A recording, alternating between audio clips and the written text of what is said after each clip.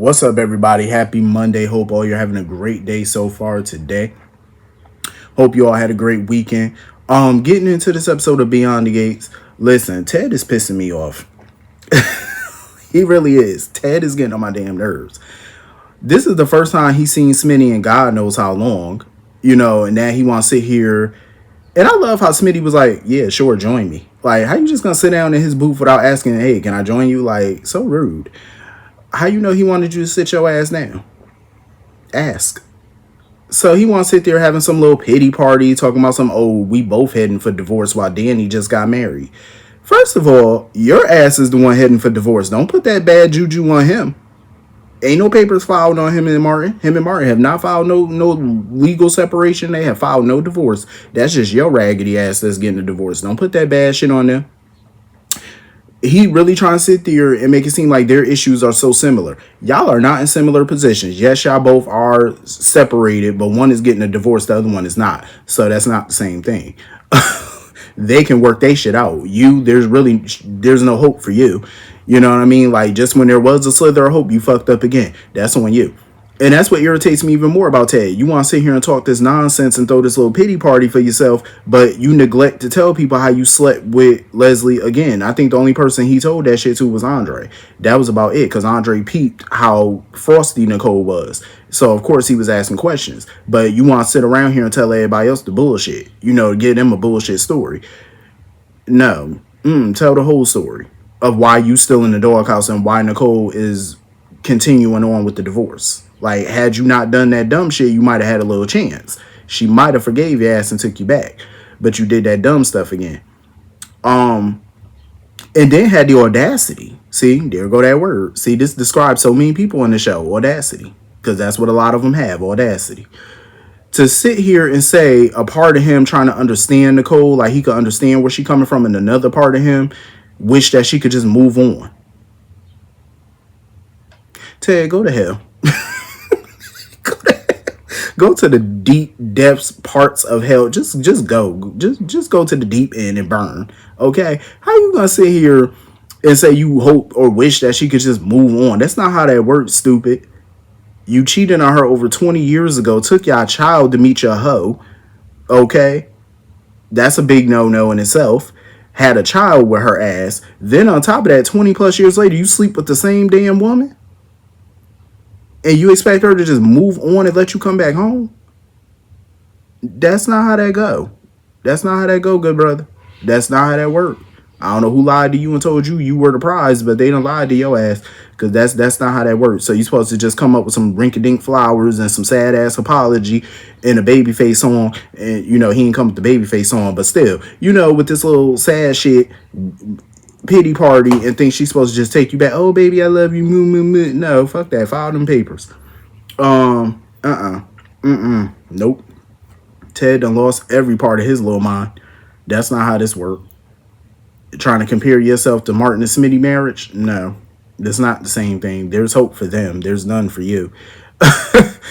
So anyway, moving on from that, I can understand, where Anita and Vernon are coming from with Martin. You know what I'm saying? They trying to defend Martin or whatever because they feel like, well, damn, I mean, yeah, you was messed up for lying to him, but you was trying to protect him.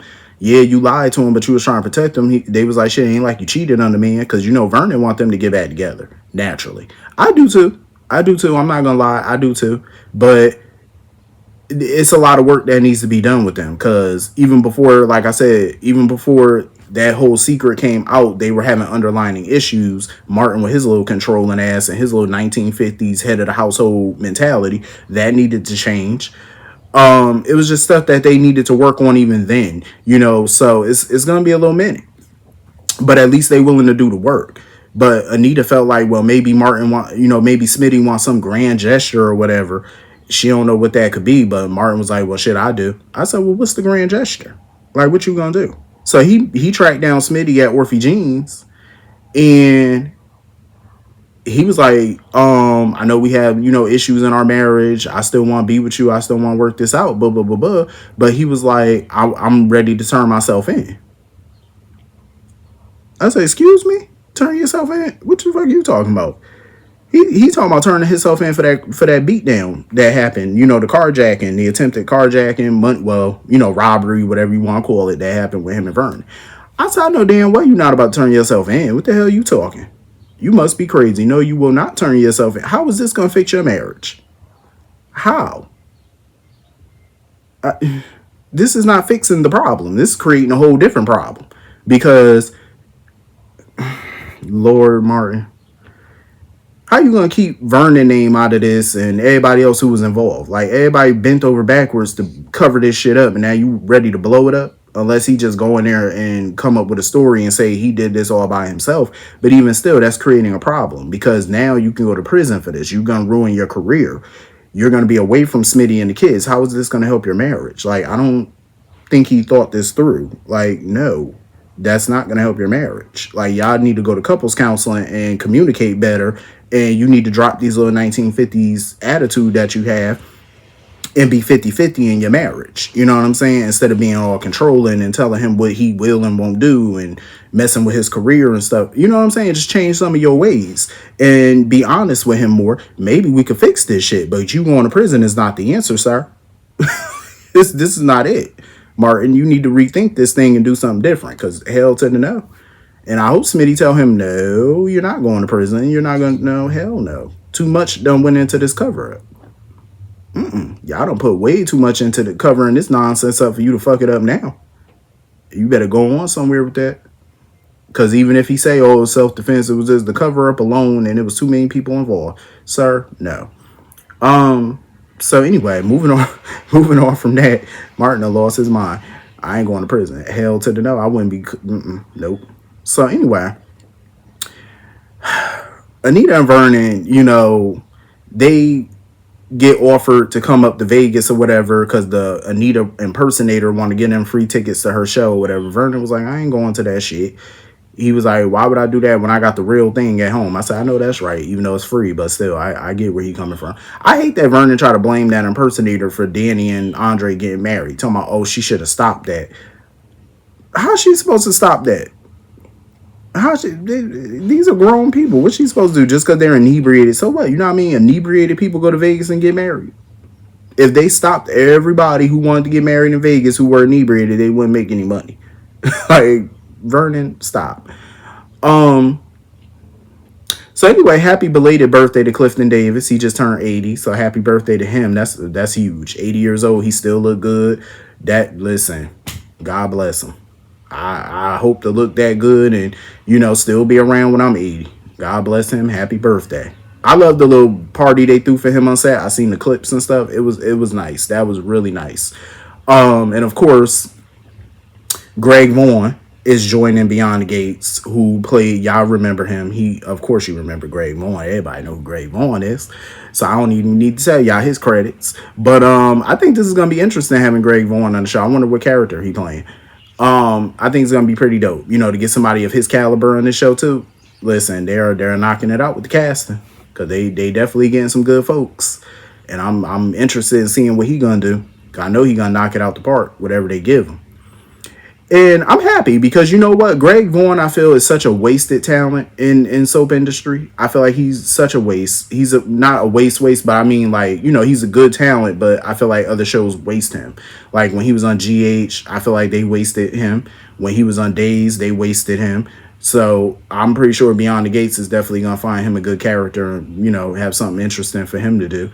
Like, shit, look at John Lindstrom. They wasted him terribly at General Hospital as Kevin. And look at him now. Over here just killing me with his scenes, because John Lindstrom is the shit. He really good when you give him some meaty material. Oh, he gonna kill it every time. So, you know, it's about the writing. You know, you give people good writing, oh, they gonna bring it. You know. So anyway, back to Vernon and Anita. And of course, Anita want to blame Bill. Listen. You can't blame Bill for the shit that Danny do. I mean, is she reacting to the things that he's saying do? Absolutely. But you can't put that fault at him. You know, you can't fault him for the stuff that she does. She's an adult. Whether she's sober, whether she's inebriated, she's making adult decisions. That's on her. She want to be married to Andre. They want to stay married. That's their business. At the end of the day, that's on them.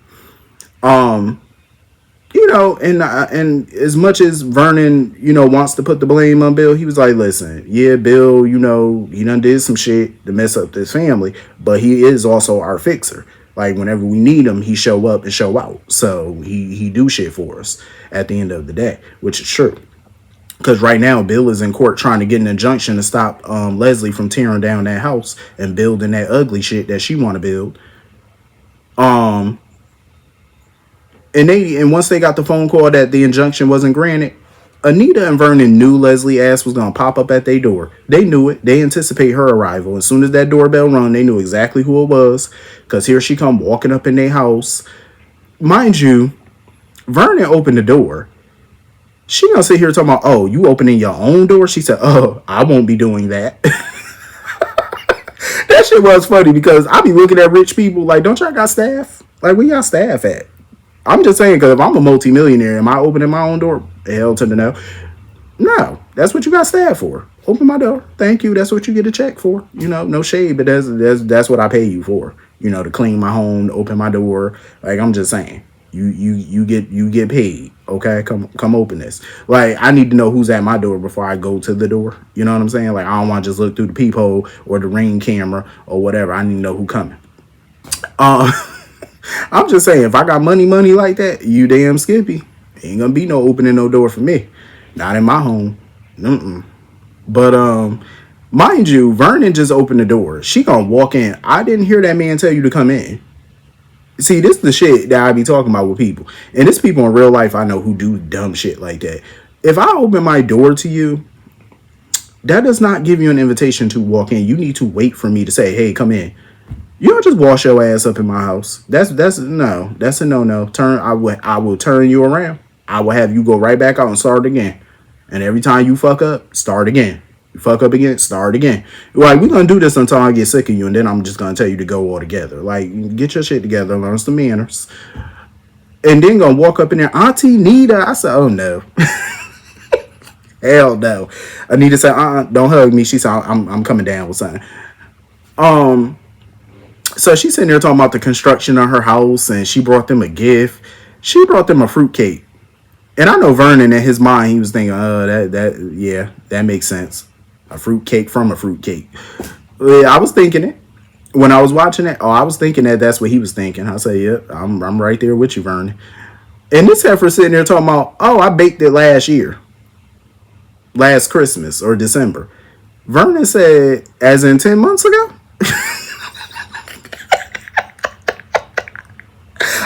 My thoughts exactly. I'm like, hell no, don't get. First of all, I wouldn't eat nothing Leslie bring me. That's just first and foremost. Second of all, I damn sure ain't about to eat nothing that you baked 10 years ago. Like, why are you here? And Anita was like, oh, how nice. Yeah, put it over there by the coffee. And I love how Anita handled that shit. She ain't taking and put it over there herself. She said, no, you bring it and put it by the coffee. You. And she said, oh, yeah, sure. Y'all can eat it later or whatever. I like how Anita and Vernon handled that because they handled it with class. Because the way I would have slapped her and threw her out my house. I'm just saying. And I love when Anita told her, she was like, yeah, I'm just giving you a little advice, but you might want to pay attention to your contractors because, they do scam. Some of them do scam you. And that shit was super funny because I'm like, now, what if she do get scammed by her contractors? Because there are contractors out there that will scam your ass. You know what I'm saying? Have you paying thousands, hundreds of thousands of dollars on work that they not doing or getting done properly. It's a lot of that goes around. So it would be funny if Leslie got scammed. And of course, construction is starting. I'm like, hell to the no. And I know she probably paid them an extra couple grand to be loud as ever, too. But I'm not shocked that an injunction wasn't going to stop her. I'm not shocked that a judge denied that shit because, I mean, what can a judge do?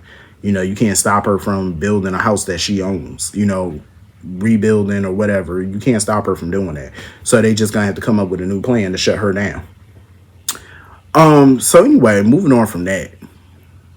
Leslie gives horrible advice. Like, I don't understand her. Like, how are you so happy that your daughter is a hoe junior? How are you happy about that shit? Like, you're happy in counseling your daughter on how to be a hoe, how to be second place. And that's what her and Eva need to realize. Second place don't win a prize. Okay, why would you opt to be somebody's second choice? And like I said, this is my opinion and my opinion only. People can feel how they want to feel and feel differently. That's up to you. But Leslie and Eva are attractive women. Leslie's nutty as fuck, but she is attractive to me. You got money now. You're attractive. Go get a man that can be for you and all yours. But let's be for real. It ain't even about that. The only reason she's going after Ted and the only reason she's encouraging Eva to go after Tomas is simply for the fact that they are Duprees. Well, not Duprees, but they're attached to Duprees. That's the only reason. This is a game to her. This is about winning. This is about doing something to piss off the Duprees because that's what she lives for at the moment. To just do any and everything to get under their skin and, piss them off. That's what this is all about. You know what I'm saying? But why would you encourage her? Like, it's just so dumb. Like, don't do that. Eva is a co-conspirator in all of this because she sat right there and listened to her dingbat mother, and she kept telling her mother, "You delusional about Ted. Like, Ted don't want your ass." But yet you sitting there listening to her about Tomas. Trying to encourage her. Oh, you need to win his heart. You need to this, that, and the third. Like, no, no. And Eva sitting right there yucking it up, listening to it too, like a fool. I will say this about Eva because I noticed something and I loved it because I noticed that not on soaps, a lot of people don't do this on soaps, and I noticed it real quickly when she took that little expensive coffee that Leslie got her. She took a sip of it and realized, oh, this shit got cold. She put it in the microwave. I love that because that's what I do all the time too. Like if I'm drinking my coffee and it starts to get cold, I immediately put that shit in the microwave. I don't play. And I noticed that on soaps, people don't do that. I see people all the time drinking from coffee cups and stuff that's just been sitting out for a good minute after their conversation, and they just go ahead and drink it like it's still warm. And I'm like, damn well that coffee ain't still warm. It is not still hot. Go nuke that damn thing. And I'm glad Eva did that. I said, thank you, Eva. God, I hate on soaps when people do that dumb shit. I don't know. It's just a pet peeve of mine. Like, don't drink that. It's cold. Like, put that shit in the microwave. And of course, she ain't waste no time calling Tomas, talking about she want to meet. I'm like, Eva, don't do this. Why? Like, why are you okay being second place? This man has told you 1,000 times he want cat. But what Leslie said was somewhat true. Well, maybe not true, but I feel like it got some value to what she was saying as far as people like Ted and Tomas, that they hitch their wagon to these Duprees, not out of total love, but because of status and what it can do for them. And I felt that because I have felt like Tomas was with Kat primarily because she's attached to the Duprees and their connections. Think about what their connections could do for him. He's an ambitious lawyer trying to climb to the top. Naturally, he would love to have clients, wealthy, elite clients. And being attached to Kat could help him with that. You know what I'm saying? Because going to events with her, being on her arm and stuff, taking photos, that's going to lead to question. People are going to start to ask questions. Oh, who is that with Kat Richardson? Who is the he's attaching himself to her because of what it can do for him. And I definitely feel that way. Do I think he genuinely liked Kat? Absolutely. But there's definitely another motive to it. Two things can be true. All those can be true at the same time. I love how Chelsea bumped into him at the office because she went to go drop off a handbag for Bill to give to Haley. And I love that she was not giving Haley a free bag because she was like, Bill pre-ordered that shit online. I said, good. Make him pay for that shit. I would not be giving Haley no free bag. Shit, you got a black card with unlimited funds. Buy that shit. I don't like you like that to give you something free. No, I'm going to make some coin. But I love how Chelsea was chewing Tomas out. Because his excuses were getting on my fucking nerves. Oh, I thought me and Kat were broken up. You knew damn well y'all wasn't broken up. You knew that. That's a weak ass excuse. He's a clown. It was a weak excuse. His little fake ass Mark Consuelos. Like, dude, that was such a whack excuse. Oh, I thought we were broken up. If y'all were broken up or you felt like y'all were broken up, how did you think that? You didn't call her and say, oh, I'm dumping you. You didn't text her to say I'm dumping you. She never returned your phone calls and said to you, I'm breaking up with you. She never texted you and said, I'm breaking up with you. Like, come on. If you didn't hear the words break up in a conversation, then y'all are not broken up. Dum-dum. You just trying to use that. And I ain't like how he tried to throw Allison in Chelsea face too. Talking about, oh, well, you know how to pick them too. That was low. And he said, well, I am a lawyer. Are you? Because we don't see you in a courtroom. We don't see you doing a good job as an attorney. So are you really? Chelsea, in the end, she pissed me off because she revealed to him that Kat still love him and still want him because basically, and you seen the smile on his face. He was happy to hear it. But she informed him the only reason is because she don't want Eva to have him. But he was like, oh, that's just your opinion. I hate how Chelsea told him that. Cause I'm like, Chelsea, why are you telling him her business? That's a no-no. You don't tell him that she still love him. And no. She told you that in confidence. Why would you reveal that to him? Hell no. No. You don't tell him that. No. That's a code breaker right there. She done broke the code. Cause no. And then she trying to sit here and warn him, oh, you mess up again, you better duck or whatever when I'm coming. Chelsea, go on somewhere with that idle threat. Because you should have made that threat the first time around. Like, why would you even sit by and be okay with them getting back together? Like, hell no. So, Kat went to go see her mother and whatnot. They sitting there talking about Doug's memorial because Nicole got to write the eulogy. And they started talking about the whole situation with Tomas and Eva. And I was disgusted with Nicole. Cause I'm like, why do you keep defending this girl? Like, she is forever the Eva defender. Sitting there talking about some, oh, her mother, put stuff in her head and she, this, that, and the third. Nicole. Eva, at this point, is a willing participant when it comes to her mother's shenanigans. She goes right along with it, defending her mother. Oh, but mama, that's all she ever do. Oh, but my mama's good. People just, break her spirit and they just, whatever. Like, Nicole really need to stop defending her. Cause I'm like, what is it going to take for you to stop? This girl, mama done slept with your man. Now she done turn around and slept with your daughter, man. And you still trying to sit here and give her the benefit of the doubt and defend? Absolutely not. And I'm glad Kat stay on people's neck and let them know how she kept telling everybody she had a bad feeling about Eva and how Eva was plotting and scheming, but nobody wanted to believe it. And they still sit here and doubt Kat. Like, how are you doubting her instincts now? Still to this day. And she's been right.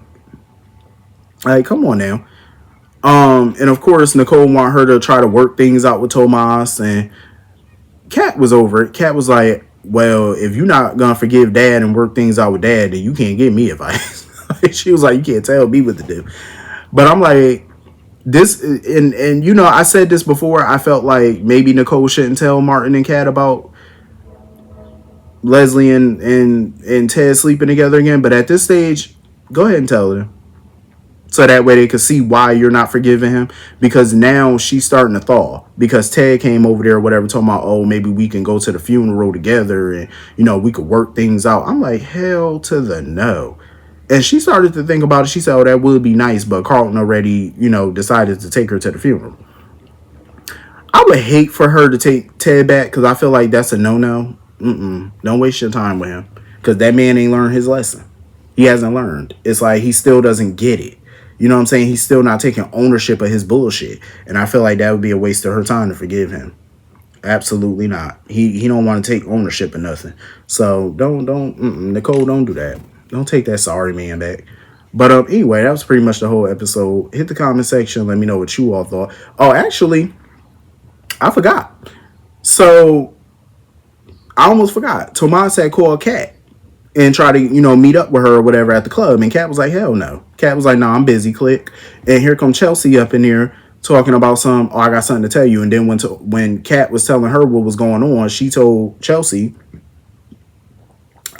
told Kat what her and Tomas was talking about or whatever. Kat was pissed that Chelsea told Tomas that she still loved him and wanted him. She was pissed because even if she do still love him, you don't tell him that.